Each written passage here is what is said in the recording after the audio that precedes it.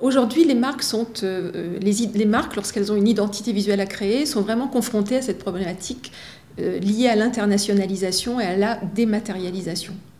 Autrefois, les marques vivaient dans un monde aux lignes tangibles et arrêtées. Elles étaient le fruit d'un savoir-faire, d'un fondateur, d'une situation géographique parfaitement déterminée, et leurs identités étaient plutôt exprimées sur un mode figuratif.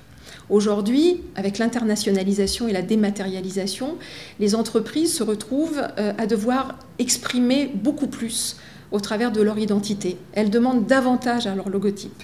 Mais un logotype ne doit pas tout dire et ne peut pas tout dire. Il ne doit pas tout dire car c'est un métasigne.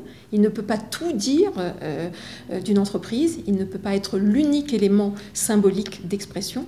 Et surtout, il ne peut plus tout dire car face aux nouveaux enjeux de l'internationalisation, il doit pouvoir être accepté par toutes les cultures, sans ambiguïté, sans malentendu.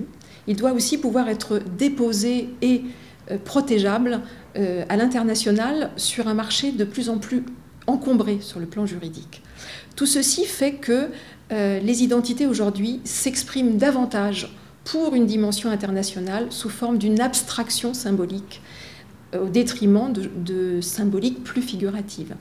On retrouve d'ailleurs cette problématique aussi dans la recherche de noms, où les néologismes sont de plus en plus souvent utilisés à la place de mots existants.